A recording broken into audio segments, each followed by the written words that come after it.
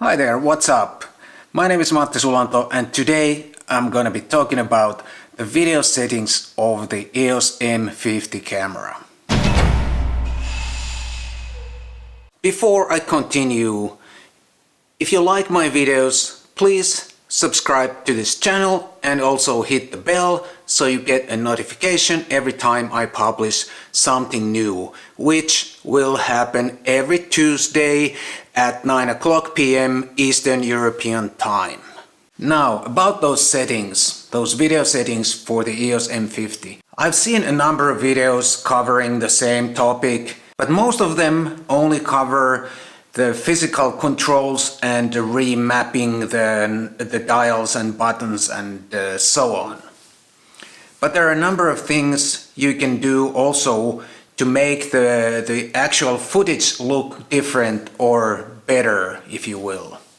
Most of the physical controls on my EOS M50 are at factory defaults. The only thing I have reconfigured is the shutter button that now acts as a video recording button when I'm on the video mode. And I also activated the focus peaking, although I almost never use manual focus when I'm shooting video or photographs for that matter. But I just activated it just in case I need to use manual focus, so it's so much faster to focus manually when you have the focus peaking activated.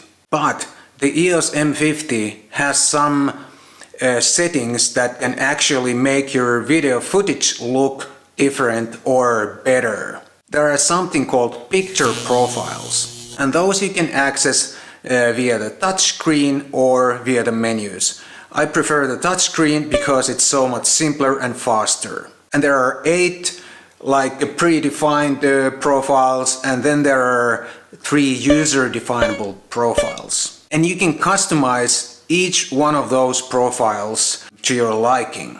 The predefined, or should I say factory profiles are, automatic, standard, portrait, landscape, fine detail, neutral, faithful, and monochrome. And like I said, you can customize each one of these.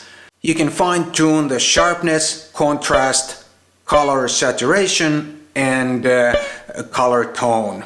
Except for the monochrome, of course, there's no saturation or color tone. There's only sharpness and contrast. Although my headline says the best video settings for the EOS M50, well, I can't really tell you the best settings, because the settings I prefer may not be the ones that you would prefer. So I'm just gonna tell you what my settings are, and I encourage you to experiment with the picture profiles and fine-tuning them until you find something that feels right for you. My preferred setting is the neutral to begin with, because I don't like overly saturated or over-sharpened videos. The default sharpness with neutral profile is all the way down to 0 or all the way to the left. I dialed that up a notch, but just 1 notch, because I hate when the video footage is overly sharpened. It looks terrible. And then the contrast I dialed all the way down to maximum minus, or should I say minimum minus, negative, whatever, all the way to the left. And that way I can have a little bit flatter image, and I can always add contrast later in post. But if the video footage is already too contrasty, it's really difficult to make it flatter or a lower contrast in post. So I prefer to work like that. What I suggest you do: shoot the same subject using all the picture profiles. And once you find the profile that kind of feels appealing to you, then fine-tune the details like the sharpness, contrast, the saturation, etc. The way you like them. And that's exactly what I did when I got my EOS M50. I went through all the picture profiles and I finally settled for the neutral for the reasons I just told you. And I also want to add something about the white balance. I really recommend the manual white balance.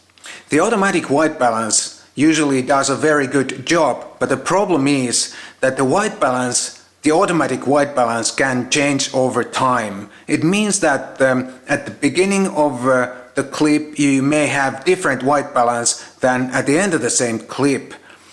And that can happen, for example, if you're vlogging and you're walking someplace, holding your camera in front of you, and then you turn and maybe there's a yellow building behind you or something, and that can fool the automatic white balance, thinking that all of a sudden the light got a lot warmer or something. And that kind of footage looks terrible, and it's very difficult to correct in post, even if you want it, and it's a lot of extra work. There are a number of preset options for the white balance, like sunny, cloudy, tungsten, etc. And usually one of those is good enough for whatever the light is. But if none of those seems to work, there's a custom option that you can fine-tune and get the exact correct white balance for almost any kind of situation. And then, of course, there are a number of other things you should pay attention to when you're shooting video, like the frame rate, shutter speed, and all that.